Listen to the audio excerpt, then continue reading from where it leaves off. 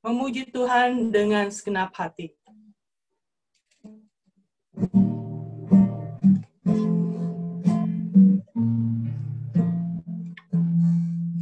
Dengan segenap hati, dengan segenap jiwa, dengan kekuatanku, ku sembah Kau Tuhan. Dalam kekudusan-Mu, ku angkat tanganku,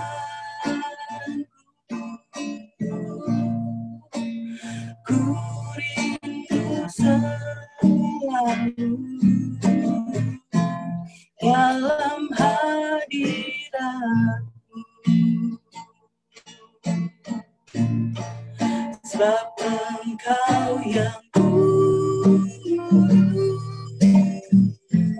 Anak Domba Allah,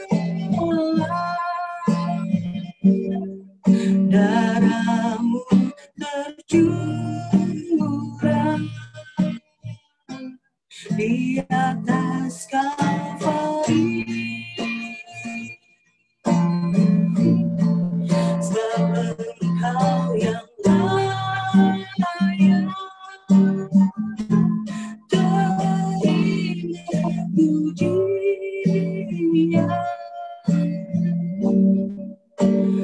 hormat dan kuasa, sekarang dan selamanya. Haleluya. Dengan segenap hati, dengan segenap jiwa, dengan kekuatanku, ku sembah Kau Tuhan. Dalam kekudusan-Mu, ku angkat tanganku, ku rindu selalu dalam hadirat-Mu. Haleluya. Sebab Engkau yang kudus, Anak Domba Allah, darah-Mu tercurah di atas Kalvari. Sebab Engkau yang layak terima puji, hormat dan kuasa, sekarang dan selamanya. Sebab Engkau yang kudus, Anak Domba Allah, darah-Mu tercurah di atas Kalvari. Sebab Engkau yang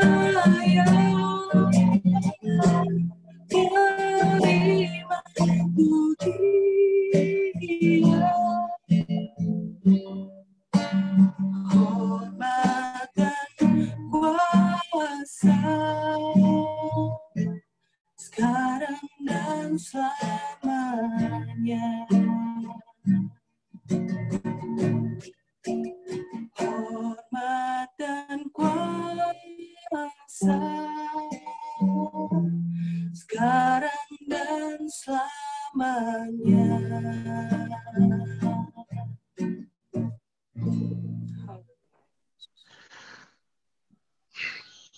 Haleluya.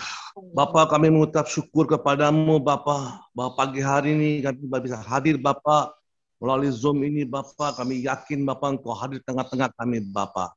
Kau berkatilah kebaktian pagi hari ini Bapa, hanya dalam nama-Mu saja Bapa. Kau berkatilah Bapa yang anak-anakmu sudah ambil bagian Bapa, pemain viral Bapa, Kau berkatilah Bapa. Dan Kau sudah siapkan hamba-Mu yang bicara untuk kami semua Bapa. Kau pakailah hamba-Mu dengan kuasa Roh Kudus Bapa untuk kami semua Bapa. Kami Bapa bisa mendengar firman-Mu Bapa dengan jelas Bapa. Bapa, kami yakin Bapa, Engkau ada tengah-tengah kami di anak-anak-Mu Bapa. Yang anak-anak-Mu rindu Bapa, memuliakan nama-Mu Bapa. Dan anak-anak-Mu haus Bapa mendengarkan firman-Mu Bapa. Bapa, Kau bicaralah kepada hamba-Mu Bapa yang Kau siapkan hari ini, pagi hari ini Bapa. Untuk anak-anak-Mu mendengar firman-Mu. Biar kami melalui Zoom juga Bapa, kami yakin Bapa, Engkau ada di tengah-tengah kami Bapa. Engkau akan berkati satu persatu Bapa. Terima kasih Bapa. Kami serahkan kebaktian pagi hari ini hanya dalam nama Yesus Kristus. Haleluya. Amin. Kita mau nyanyikan bagaikan Raja Wali.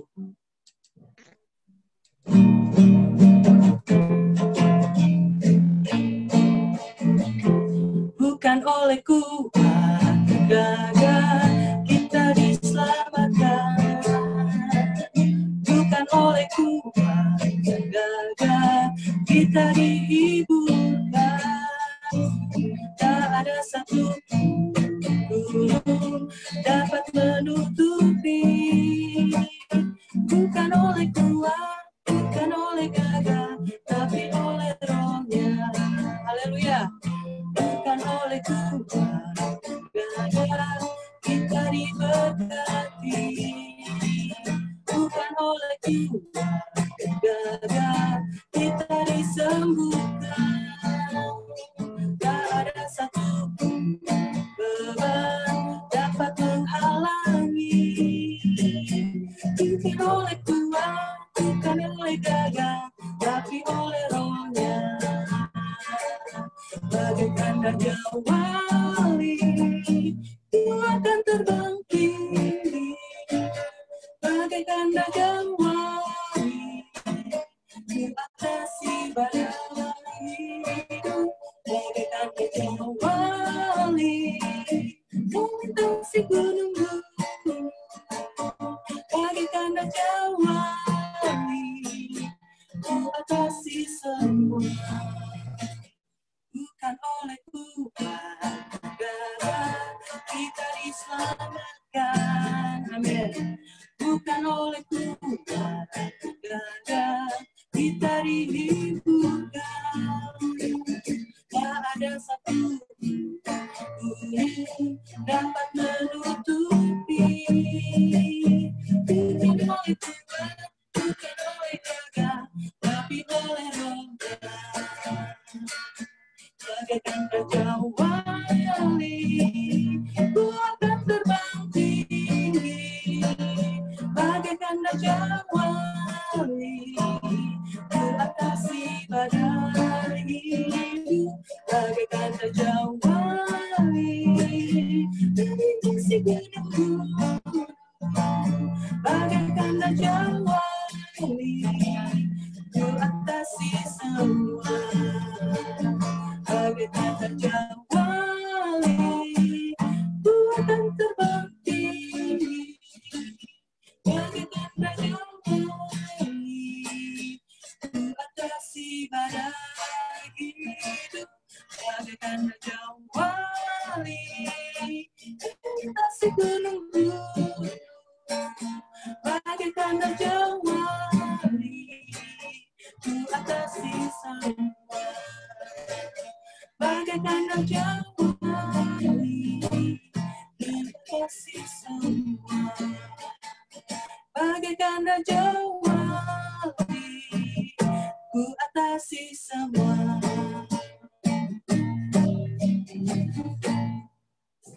Biarlah Roh Tuhan selalu ada di dalam kita, dan kita boleh terbang bagaikan Raja Wali mengatasi segala badai hidup di dalam hidup kita.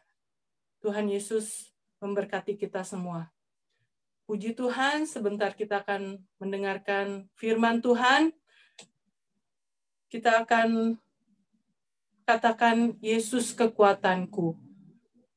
Biarlah firman ini boleh menjadi kekuatan bagi kehidupan kita dan boleh menyertai kita sepanjang perjalanan hidup kita. Haleluya. Hanya Engkau juru selamatku, Yesus kekuatanku.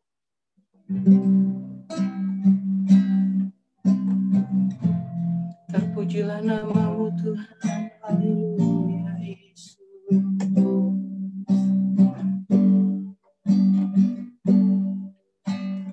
Hanya Engkau juru selamatku, Tuhan Kau setia padaku.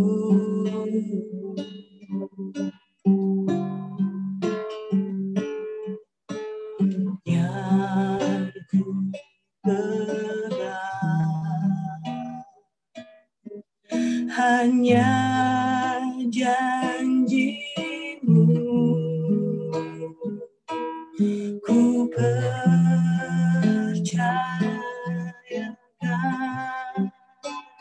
hidupku.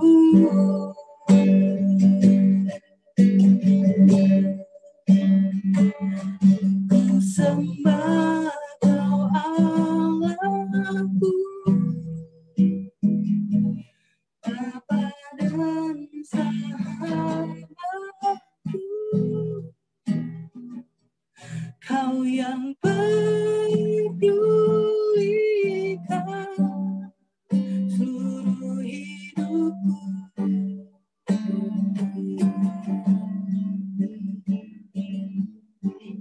Walau lewati lembah, aku tak ditinggalkan. Yesus kekuatan di hidupku.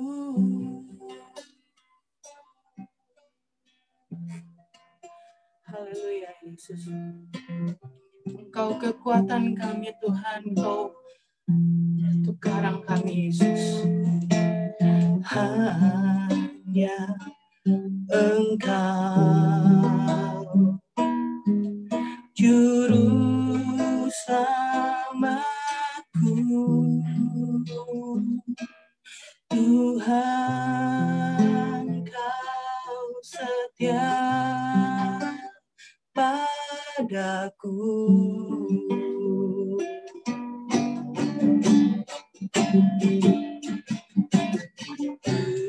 Ku yakini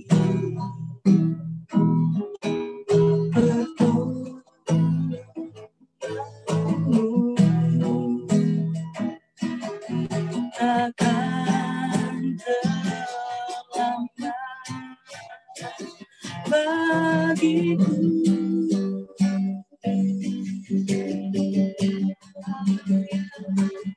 Ku sembah Kau Allahku, Bapa dan sahabatku. Kau yang pedulikan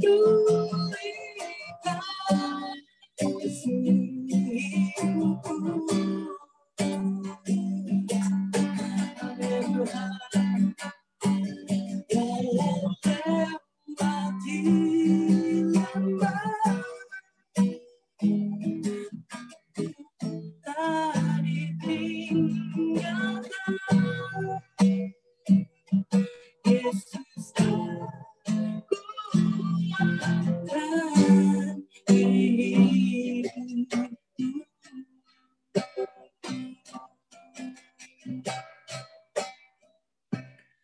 Ku sembah Kau Allahku,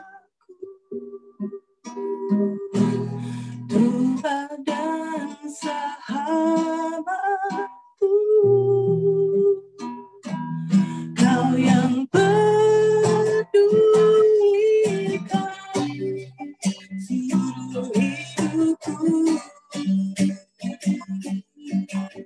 Tuhan, dalam lewati aku tak ditinggalkan. Yesusku dan hidupku.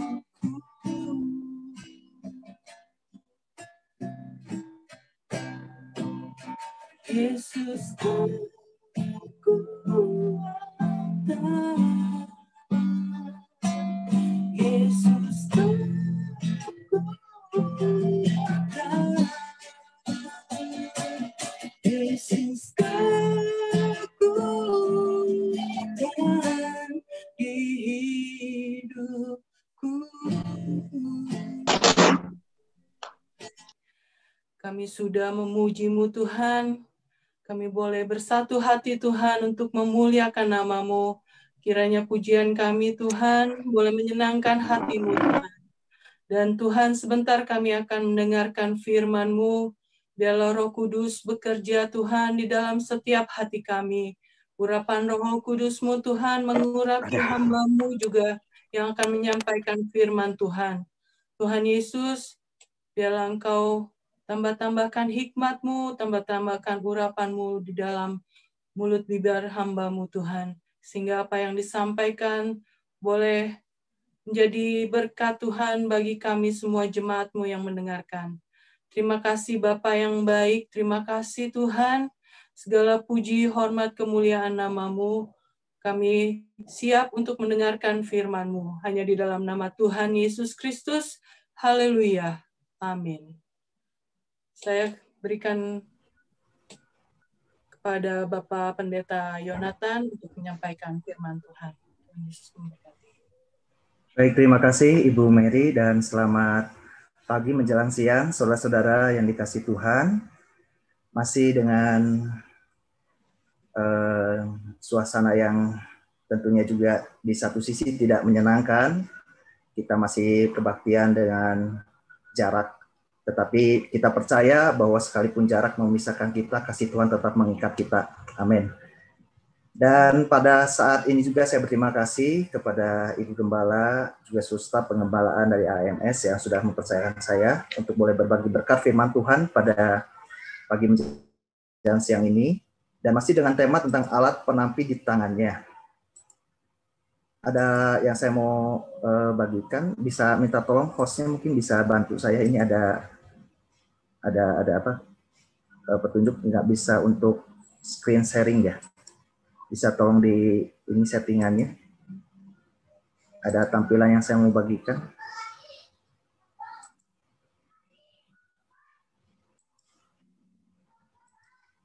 Screen sharingnya bisa tolong dibuka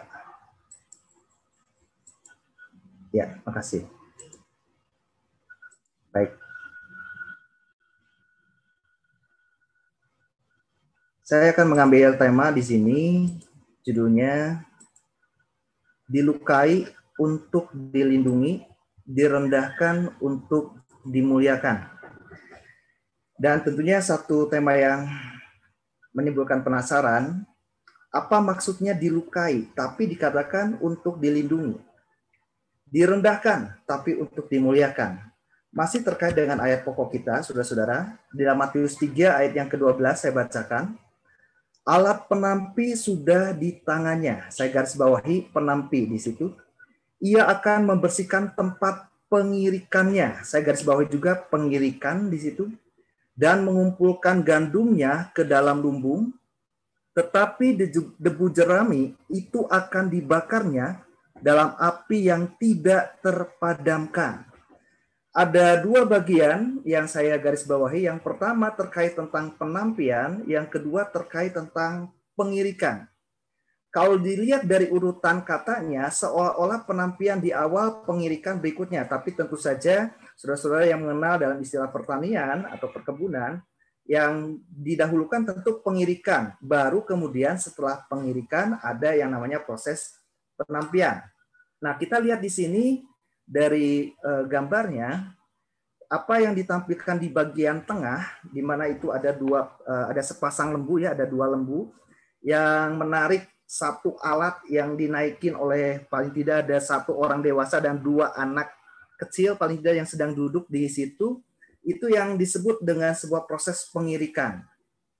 Dan di sebelah bawah, agak samping di bawah, itu ada yang disebut proses penampian, di mana ada 2 orang yang memegang 2 alat tampi, masing-masing memegang 1 alat tampi, dan di depannya ada juga 2 kawannya yang juga menggunakan alat untuk memberikan tambahan angin, supaya sekam-sekam yang diterbangkan itu terbawa oleh angin. Nah, kita akan melihat di sini kembali lagi bahwa penampian tidak bisa lepas kaitannya dengan pengirikan. Penampian tidak bisa terjadi sebelum adanya pengirikan. Dan di dalam pengirikan ada sebuah hal yang sangat penting. Ada hal-hal yang perlu terjadi dalam proses pengirikan supaya penampian bisa terjadi dengan baik. Jadi dengan kata lain, penampian bisa menghasilkan apa yang diharapkan dengan baik kalau proses pengirikannya pun baik. Karena itu saya mau berbicara di sini lebih jauh tentang proses pengirikan. Apa itu proses pengirikan? Proses pengirikan berbicara tentang proses bagaimana melepaskan bulir gandum dari tangkai dan sekamnya. Dan nanti ketika bulir gandum itu sudah lepas dari tangkai dan sekamnya, akan dikumpulkan dalam sebuah posisi untuk ditampi. Jadi kembali sekali lagi, proses pengirikan penting untuk menunjang, untuk menentukan apakah penampian akan memberikan hasil yang baik atau tidak, sangat dipengaruhi oleh proses pengirikan. Dan selanjutnya, saudara, pengirikan itu memang banyak bentuknya, banyak metodenya, banyak caranya. Di beberapa negara, kalau saudara perhatikan di situ, orang-orang memukul-mukulkan berkas tanaman ke sebuah benda, apakah itu batu, sebatang kayu, pohon kah, supaya kemudian tadi dikatakan bulir-bulir jeraminya lepas dari tangkainya, demikian juga sekamnya. Lalu kemudian di Indonesia pun tidak jauh berbeda, proses ini dilakukan juga dengan cara memukul-mukulkan berkas tanaman itu. Kalau di situ ada drum ya, 2 drum dipukul-pukulkan ke dalam bekas drum. Lalu kemudian juga di sini kalau zaman dulu orang-orang desa bahkan sampai sekarang masih ada yang melakukan proses penumbukan padi. Nah, dan proses penumbukan padi ini dilakukan supaya kemudian sekam-sekamnya boleh lepas dari bulir padi ya, atau bulir beras ya, berasnya bisa kemudian tersendiri dengan sekamnya yang kemudian sudah terlepas. Dan nanti setelah proses penumbukan usai, baru ada proses penampian. Dan proses penampian pun memang tiap negara bisa berbeda-beda. Di Indonesia dengan alat tampi yang disebutnya nyiru, kalau di daerah Jawa Barat disebutnya. Di India, saya mungkin perlu konfirmasi atau klarifikasi ulang ya sama Mr. Raj. Nah, katanya kalau di India itu menggunakannya dengan cara di mana alat tampinya itu dibawa ke atas, lalu kemudian diturunkan itu bekas tanamannya, ya bulir-bulirnya, nanti si sekam-sekamnya akan terbawa angin, katanya gitu. Dan hampir mirip dengan di daerah Sumatera juga ada yang melakukan proses penampian dengan cara demikian. Tetapi di Timur Tengah, sebagaimana yang tentunya sudah dibahas berulang kali juga oleh hamba-hamba Tuhan yang lain, bahwa proses penampian menggunakan alat seperti garpu yang terbuat dari kayu dengan cara melempar-lemparkan ke udara, dan nanti angin akan membawa sekam-sekam itu keluar. Dan nanti bulirnya akan jatuh dekat dari si penampi, dan itu yang akan dikumpulkan. Tetapi kembali lagi, saudara-saudara, saya akan lebih fokus di sini mengenai tentang pengirikan. Karena kembali sekali lagi, proses penampian akan berhasil, proses penampian akan mendapatkan hasil yang lebih maksimal, akan sangat dipengaruhi bagaimana pengirikannya. Dan kita akan melihat di sini alat dan metode pengirikan di Israel pada zaman Alkitab. Nah, saudara, bicara tentang pengirikan, itu ada sebuah tempat yang memang dihususkan, biasanya di tempat yang datarannya tinggi, dengan bentuknya seperti lingkaran, dengan diameter kurang lebih antara 15 katanya sampai 30 meter. Sebuah hamparan yang datar, di mana nanti di situ akan dilakukan proses pengirikan, dan juga berikutnya ada proses penampian. Jadi proses pengirikan dan penampian dilakukan di tempat yang sama. tetapi lebih dikenal dengan tempatnya disebutnya tempat pengirikan, sekalipun penampian juga dilakukan di tempat yang sama. Dan kadang-kadang ketika sebuah desa misalnya bersepakat, bermufakat untuk memiliki tempat pengirikan bersama, bisa juga ada dibangun dan berdekatan lokasinya dengan rumah-rumah penduduk. Tetapi biasanya memang lokasi pengirikan itu di atas bukit, di tempat yang cukup tinggi. Kenapa? Supaya anginnya juga bisa membantu proses penampian. Itu maksudnya.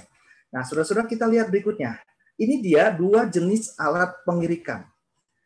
Ada yang pertama, kalau sudah perhatikan di situ seperti tongkat, bahkan tongkat yang mungkin agak mirip juga dengan cambuk, sekalipun bentuk cambukannya juga bentuknya kayu juga. Itu yang digunakan di Israel, di Timur Tengah pada masa zaman Alkitab. Dan yang kedua dengan menggunakan sebuah papan yang ditarik oleh binatang, bisa itu lembu ataupun bagal. Ya. Dua jenis pengirikan, alat pengirikan ini memiliki makna yang sangat menarik sekali untuk kita pelajari. Dan ini sangat menjadi cerminan tentang kehidupan kekristenan kita. Kita akan lihat satu persatu. Pertama kita lihat dulu dalam ayat firman Tuhan. Di dalam Rut pasalnya yang kedua, ayatnya yang ke-17. Dalam terjemahan Indonesia Baru dikatakan begini, maka ia memungut di ladang sampai petang. Lalu ia mengirik yang dipungutnya itu, dan ada kira-kira seeva jelai banyaknya. Kalau di dalam terjemahan Indonesia Baru digunakan katanya mengirik. Padahal kata mengirik ini banyak bentuknya. Yang tadi kita sudah lihat ada dua macam benda. Yang jadi pertanyaan, benda apa yang dipakai oleh Rut dan apa makna yang bisa kita dapatkan secara rohani dalam kehidupan kekristenan tentang alat pengirik yang pertama ini. Kita lihat dulu. Kata mengirik di dalam ayat yang tadi kita baca di dalam kitab Rut pasal 2 ayat 17 digunakan dalam bahasa aslinya itu kabat. Ternyata kabat itu adalah sebuah bentuk pengirikan dengan menggunakan tongkat atau cambuk pengirik. Tadi saya katakan bentuknya tongkat, tapi juga seperti cambuk. Karena di bagian atasnya itu ada bagian yang bisa fleksibel untuk dilontarkan dan memukul-mukul bagian berkas tanaman yang sedang diirik. Makanya dikenal sebagai tongkat atau cambuk pengirik. Tetapi kalau kita lihat di dalam terjemahan Indonesia sehari-hari, nah ini agak mendekati dalam salinan aslinya memang sesuai dengan konteks budaya tradisi di sana. Dikatakan begini, Rut terus saja memungut gandum di ladang sampai sore setelah ia memukul-mukul. Jadi proses pengirikan yang dilakukan oleh Rut ada dengan cara memukul-mukul batang-batang gandum itu untuk melepaskan biji-bijinya dari batangnya. Ternyata ia telah mengumpulkan kira-kira 10 kilogram. Jadi Rut bukan memakai cara dengan menggunakan binatang waktu mengirik, bukan juga dengan cara diinjak-injak, ya ada cara lain dengan cara diinjak-injak, biasanya juga oleh binatang. Ya selain menggunakan papan tadi, papan eretan nanti yang kita lihat alat yang kedua, tetapi ternyata Rut menggunakan tongkat pengirik. Nah kita lihat.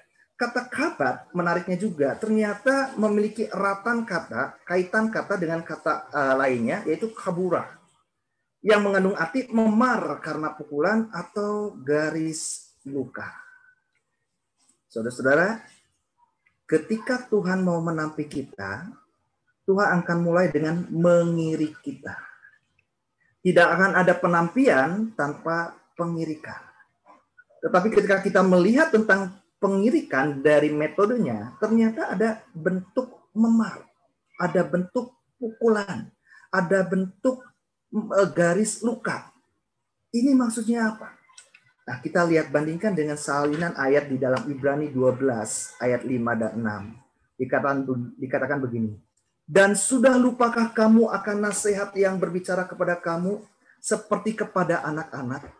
Hai anakku, janganlah anggap enteng didikan Tuhan, dan janganlah putus asa apabila engkau diperingatkannya. Karena Tuhan menghajar orang yang dikasihinya, dan ia menyesah orang yang diakuinya sebagai anak. Jadi proses pengirikan yang pertama bicara tentang tongkat pengirik. Itu bicara tentang hajaran yang Tuhan lakukan sebagai sebuah proses didikan. Saudara, ini penting. untuk kita lolos di dalam penampian, kita harus juga lolos di dalam ujian didikan Tuhan. Kita perlu juga mengerti bahwa Tuhan kita adalah Bapa yang penuh kasih, tapi dia juga Bapa yang tahu mendidik kita dengan tegas. Bapa yang tahu bagaimana mendidik dengan benar.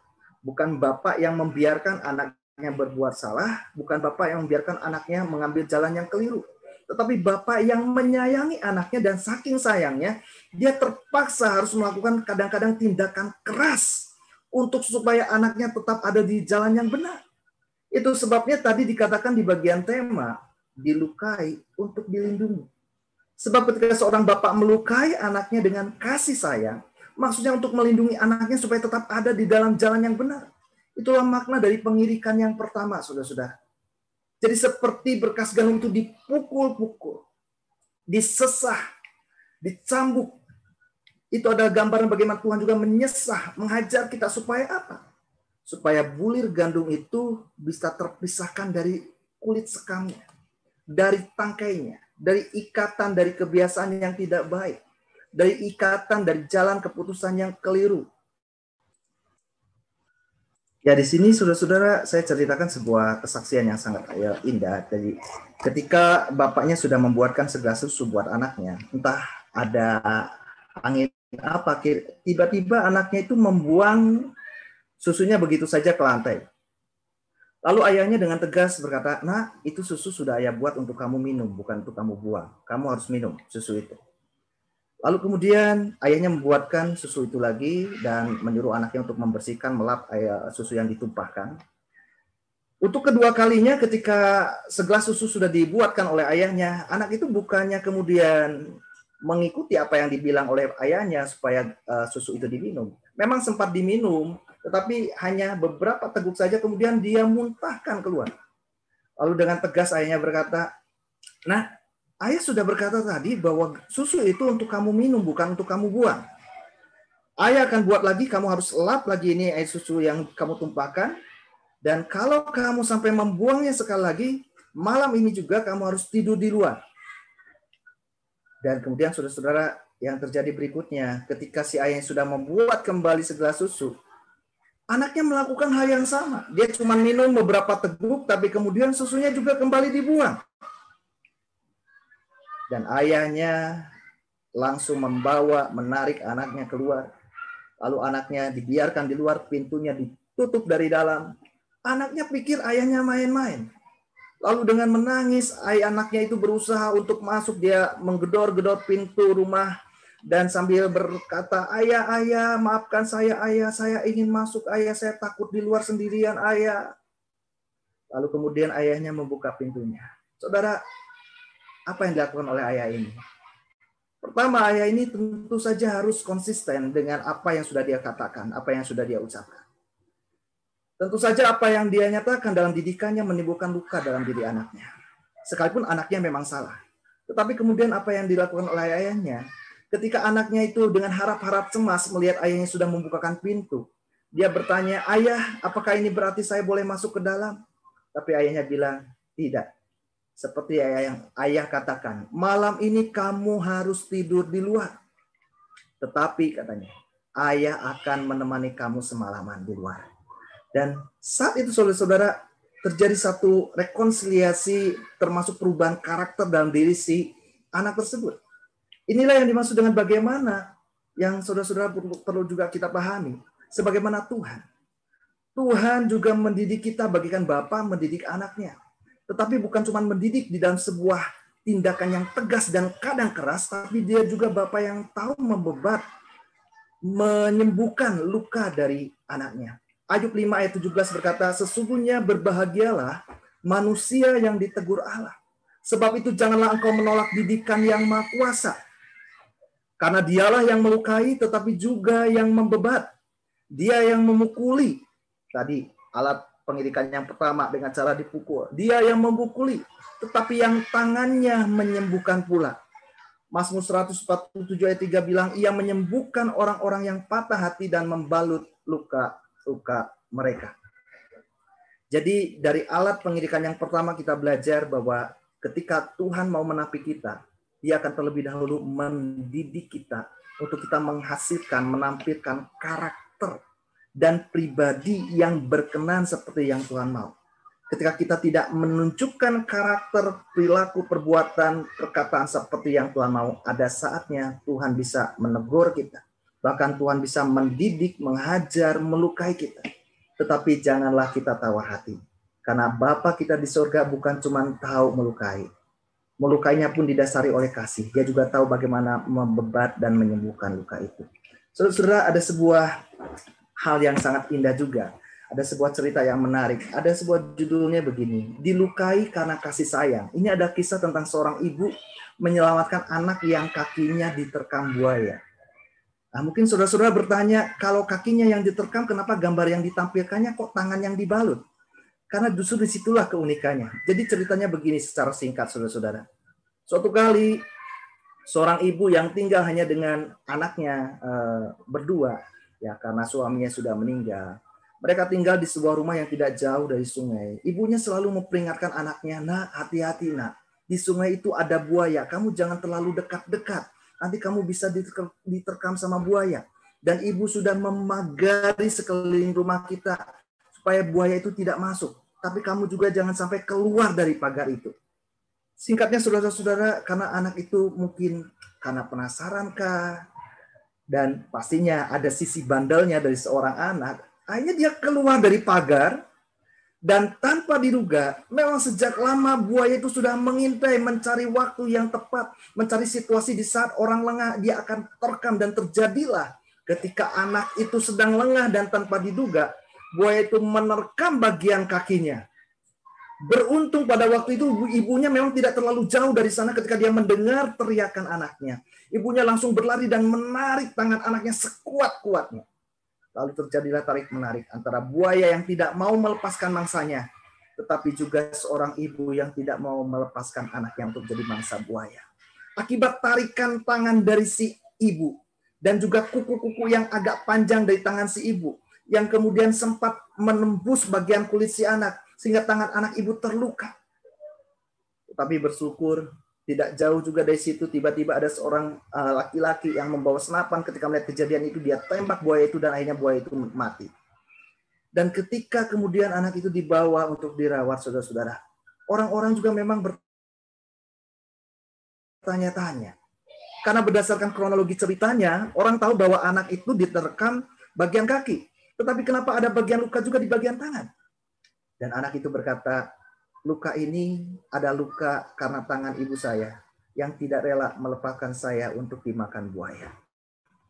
Saudara-saudara, kadang-kadang juga saat situasi kehidupan ini kita jalani, kita melanggar apa yang Tuhan larang. Kita melakukan hal-hal yang tidak Tuhan senangi. Kita melakukan hal-hal yang justru membahayakan diri kita sendiri. Dan kita sudah ada di dalam ambang kehancuran, ambang kebinasaan. Tetapi ada saatnya kemudian Tuhan menarik kita dengan berbagai cara, dengan sebuah kondisi situasi tertentu yang membuat kita mungkin terluka. Tetapi luka itu ditimbulkan karena kasih sayang Tuhan. Supaya kita tidak menjadi binasa oleh karena perbuatan kita yang keliru, keluarga kita yang melanggar, dan iblis sudah mulai menerkam kita. Nah, saudara-saudara, itulah bagian yang pertama tentang alat pengirikan. Dan selanjutnya kita lihat bagian yang kedua. Kita lihat ayatnya dulu. Di dalam Yesaya 41 ayat yang ke-15, dikatakan begini, "Sesungguhnya aku membuat engkau menjadi papan pengirik yang tajam dan baru. Dengan gigi 2 jajar engkau akan mengirik gunung-gunung dan menghancurkannya, dan bukit-bukit pun akan kau buat seperti sekam." Alat pengirik yang kedua ini lebih ekstrim. Kalau alat pengirik yang pertama hanya bicara tentang dipukul-pukulkan ke berkas gandum, sedangkan alat pengirik yang kedua ini ada bagian-bagian yang tajam sampai dikatakan di situ menjadi kiasan. Saya tidak bisa menjelaskan terlalu panjang latar belakang ayat ini, tapi intinya sesuatu yang tajam yang bisa menghancurkan. Nah, kita lihat di sini, saudara, bagian bawah itu adalah bagian yang berlubang. Dan biasanya di situ akan dipasangkan benda-benda tajam, apakah itu batu tajam atau logam yang tajam, di mana nanti bulir-bulir gandum itu juga akan diirik, akan dihancurkan bagian sekamnya. Dan kita lihat di dalam bagian ayat Yesaya 41 tadi, papan pengirik dan proses pengirikan yang dipakainya itu menggunakan istilah katanya morah. Dan di situ digunakan papan eretan pengirik. Itu panjangnya kurang lebih sekitar 3 meter dan lebarnya sekitar 1 meter, hampir 1 meter.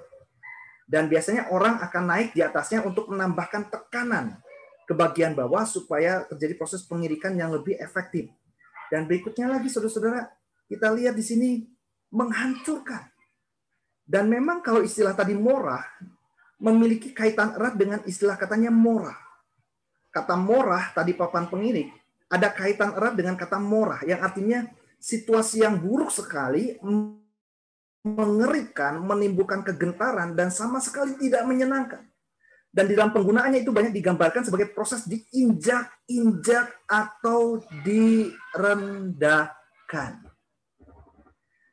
Ada proses ketika kita diizinkan oleh Tuhan untuk diinjak-injak dan direndahkan.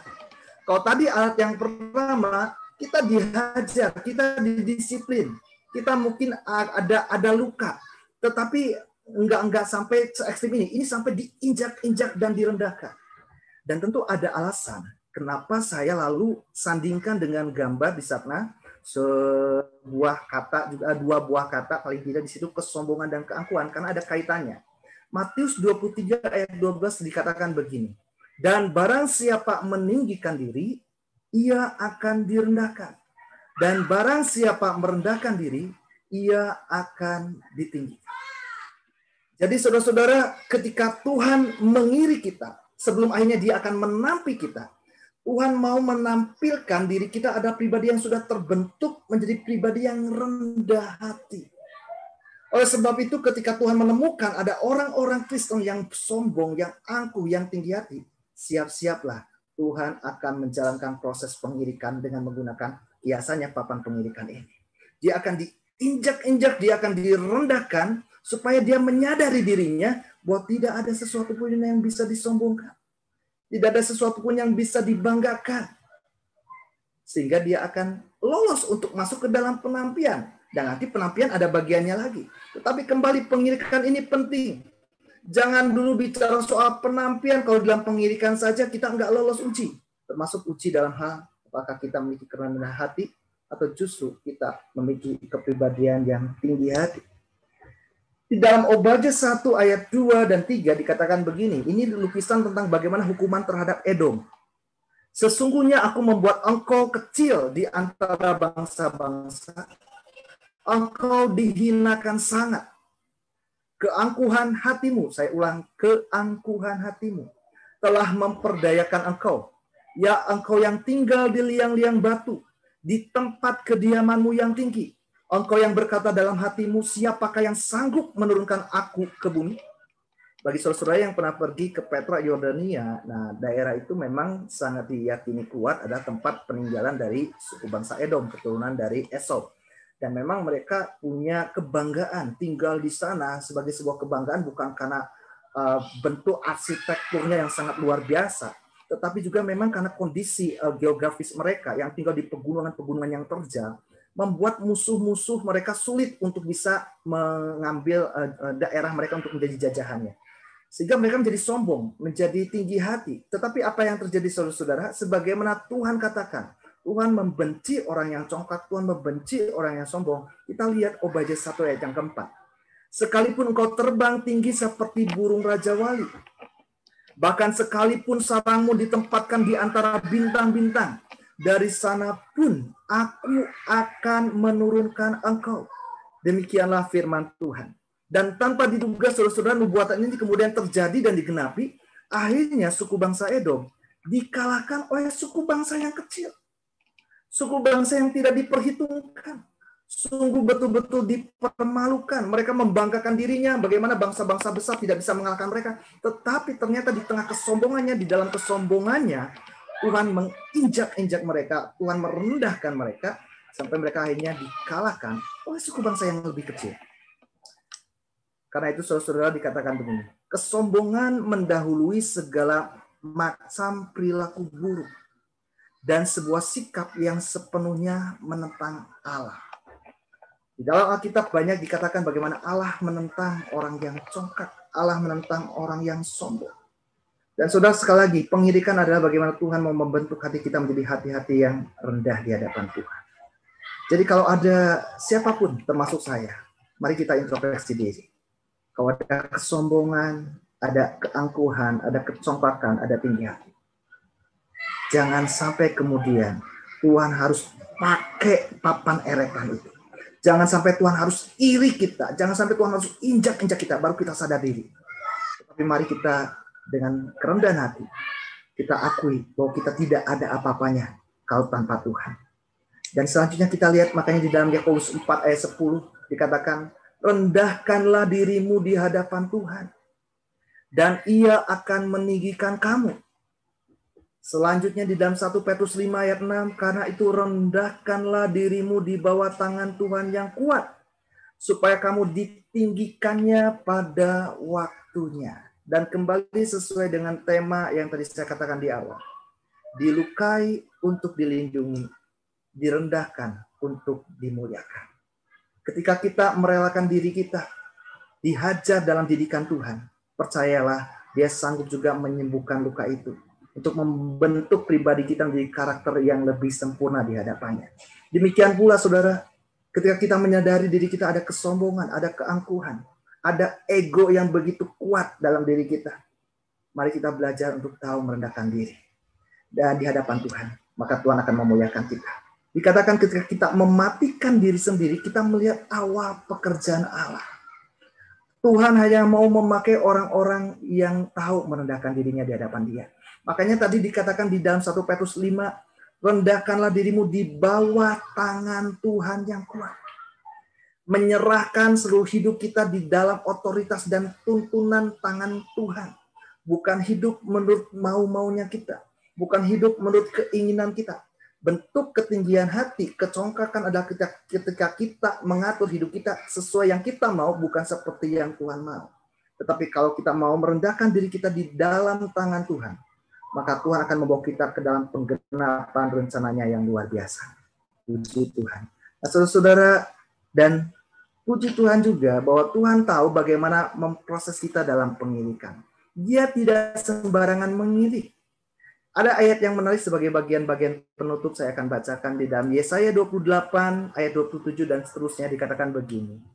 Sebab jintan hitam tidak diirik dengan eretan pengirik. Tadi itu ayat yang kedua, eretan pengirik. Dan roda gerobak tidak dipakai untuk menggiling jintan putih. Tetapi jintan hitam diirik dengan memukul-mukulnya dengan gala, dan jintan putih dengan tongkat. Jadi menggunakan alat yang pertama. Jadi di sini seperti seorang petani, katakanlah, dia tahu alat mana yang dia harus dipakai untuk mengirik. Tergantung jenis tanamannya. Untuk jenis tanaman jintan tidak mungkin dipakai alat eretan atau alat pengirik yang kedua, karena akan hancur dan akan sia-sia. Tetapi yang dipakai adalah alat yang pertama. Ini gambaran bagaimana Tuhan juga tahu memperlakukan kita dalam didikannya. Ada orang yang cukup dididik dengan cambukan, tapi ada saatnya mungkin orang tertentu dididik dengan sebuah hajaran yang lebih keras lagi, diinjak-injak dan direndahkan. Yesaya 28 ayat 28 dibilang begini. Apakah orang waktu mengirik memukul gandum sampai hancur? Sungguh tidak. Orang tidak terus-menerus memukulnya sampai hancur.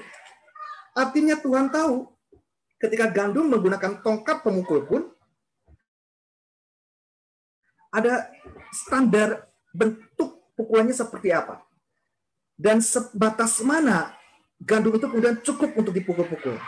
Dan berikutnya, ayat berikutnya, kalimatnya, dan sekalipun orang menjalankan di atas gandum itu jentera gerobak dengan kudanya, namun orang tidak akan menggilingnya sampai hancur. Ketika Tuhan mengirik kita, ketika Tuhan mendidik kita dalam pengirikannya untuk dipersiapkan dalam proses penampian, Tuhan bijaksana. Tuhan tahu dengan cara yang terbaik seperti apa Dia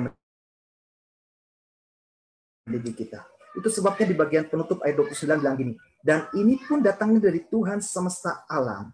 Ia ajaib dalam keputusan dan agung dalam kebijaksanaan. Setiap kita masing-masing akan mengalami proses yang mungkin berbeda dalam proses didikannya Tuhan. Tetapi yang pasti Tuhan melakukannya dengan bijaksana. Dia memutuskan dengan cara apa dia mendidik kita, tetapi jangan sampai kita harus dihancurkan terlebih dahulu, baru kita menyerah kepada Tuhan. Tetapi biarlah kita mau menyerah terlebih dahulu kepada Tuhan, berserah penuh kepada Tuhan, supaya kita masuk dalam penampian sebagai bulir-bulir gandum yang sudah siap untuk ditampik. Dan akhirnya, saudara-saudara, sekalipun kita harus dilukai, percayalah, Tuhan melukai kita dengan tujuan yang baik untuk melindungi kita supaya kita tetap ada di jalannya yang benar. Kalaupun Tuhan sempat merendahkan kita, bukan karena Tuhan mau berbuat jahat, tetapi justru dengan kerendahan hati yang kita miliki berikutnya, agar itu menjadi hal yang Tuhan bawa kita dalam kemuliaannya. Puji nama Tuhan. Sekian firman Tuhan yang saya sampaikan, kiranya boleh menjadi berkat. Mari kita bersatu hati di dalam doa. Tuhan Allah dan Bapa kami yang di surga, yang kami sembah di dalam nama Tuhan Yesus Kristus. Kami mengucap syukur kembali firman-Mu telah kami dengar. Bagaimana Tuhan mendidik kami, bagaikan seorang yang sedang mengirik dan mempersiapkan dalam sebuah proses penampian berikutnya. Tuhan, biarlah kami memiliki hati yang rela ketika Tuhan menghajar kami. Dan kami sadari itu bukan karena Tuhan mau melukai kami dengan sebuah niat yang jahat. Tetapi sekalipun Tuhan harus melukai kami itu karena kasih sayang-Mu yang besar. Karena Tuhan tidak rela untuk kami binasa. Tetapi dengan luka yang Tuhan beri dalam hidup kami, itu menjadi sebuah peringatan untuk kami kembali ke jalan yang benar.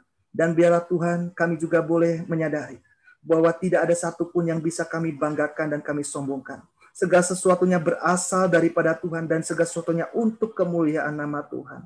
Oleh sebab itu Tuhan, kami mau menyadari bahwa setiap perjalanan hidup kami, apapun yang kami peroleh, apapun yang kami miliki, tidak ada sesuatu yang bisa disombongkan dan dibangga-banggakan. Semuanya hanyalah untuk kemuliaan nama Tuhan. Biarlah kami tetap memiliki hati yang rendah di hadapan Tuhan, sehingga kami terus dibawa di dalam kemuliaan-Mu Tuhan. Dan di dalam proses pengirikan kami boleh lolos uji, dan kami siap masuk di dalam proses penampian berikutnya. Hingga kami boleh masuk ke dalam lumbungnya Allah, ke dalam kerajaan sorga, ke dalam penggenapan sempurna dari seluruh perjanjian Tuhan bagi umat manusia. Tuhan memberkati jemaat AMS dari mulai yang paling kecil sampai yang lanjut usia. Dari mereka yang berkeluarga maupun yang belum berkeluarga, bagi mereka yang sudah bekerja ataupun mereka yang masih bersekolah Tuhan, apapun yang sedang mereka hadapi dalam pergumulan, dalam segala persoalan, kami yakin Engkau tetap menjadi jawaban, Engkau tetap menjadi penolong yang terbukti, Engkau tetap menjadi penolong yang ajaib Tuhan. Segala hal yang kami rindukan, yang kami juga sedang pergumulkan, kami yakin Tuhan juga yang tahu yang terbaik. Dan Tuhan mendahului segala rencana kami. Dan biarlah jadi semua sesuai dengan kehendak Tuhan yang sempurna. Tuhan menolong kembali sekali lagi buat Ibu Gembala. Tuhan, Engkau senantiasa memberikan kekuatan, kesehatan.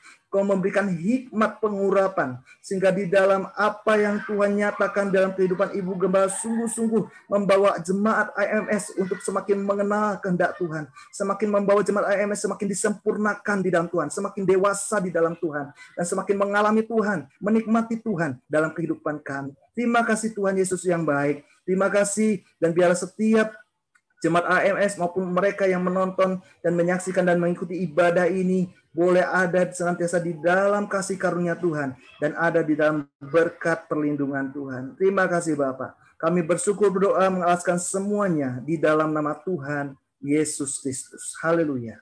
Amin. Haleluya, puji Tuhan. Terima kasih Bapak Pendeta Yonatan atas pemberitaan firman Tuhan. Kiranya Tuhan Yesus selalu memberkati pelayanan Bapak dimanapun Bapak layani dan banyak jiwa boleh dimenangkan untuk kemuliaan nama Tuhan.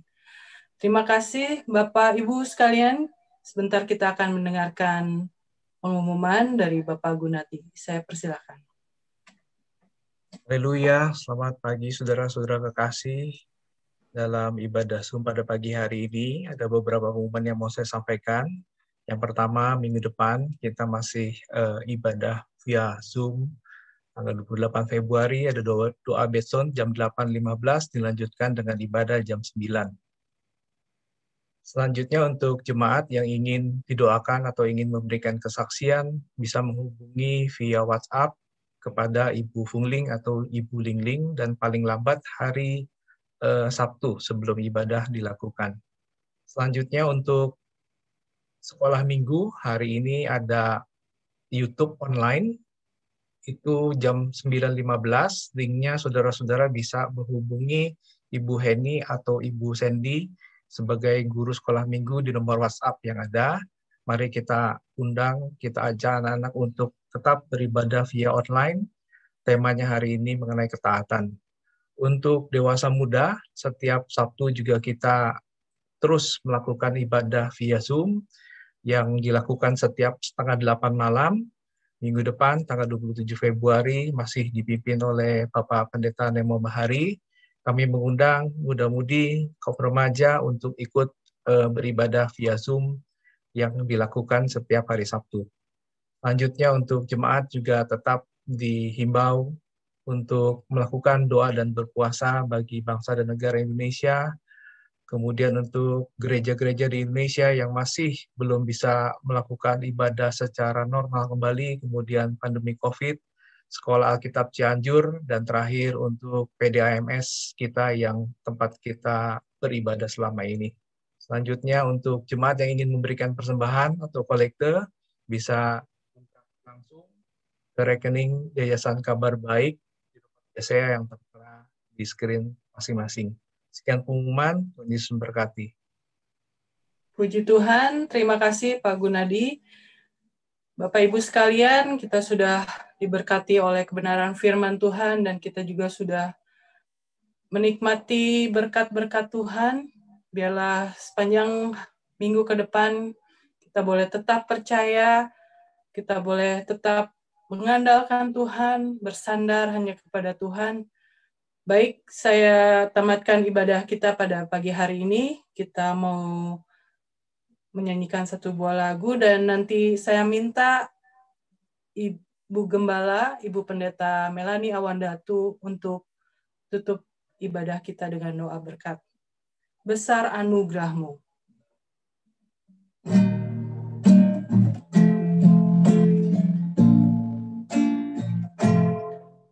Besar anugerah-Mu,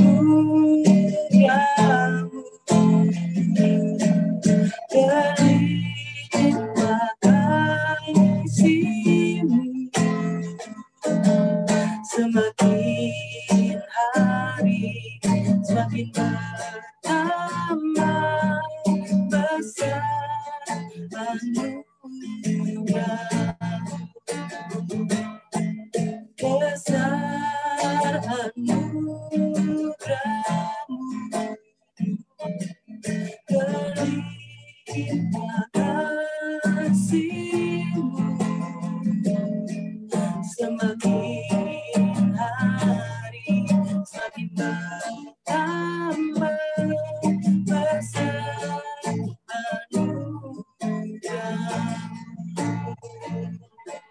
semakin hari semakin bertambah besar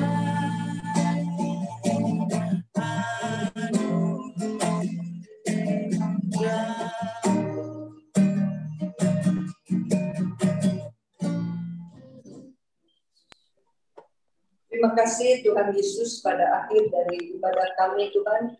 Kembali kami ucapkan syukur kepada-Mu Tuhan.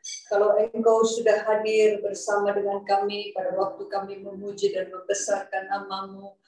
Waktu kami mendengarkan firman-Mu Tuhan Yesus, Engkau ada bersama dengan kami. Engkau menegur kami, Engkau memberikan kekuatan baru bagi kami. Engkau memberikan arahan bagi kami ya Tuhan Yesus, untuk kami tetap melangkah maju ke depan ya Tuhan Yesus dalam pengiringan kami kepada-Mu. Terima kasih Tuhan, terima kasih buat firman-Mu. Kami ingin menjadi bulir-bulir gandum yang berisi Tuhan Yesus.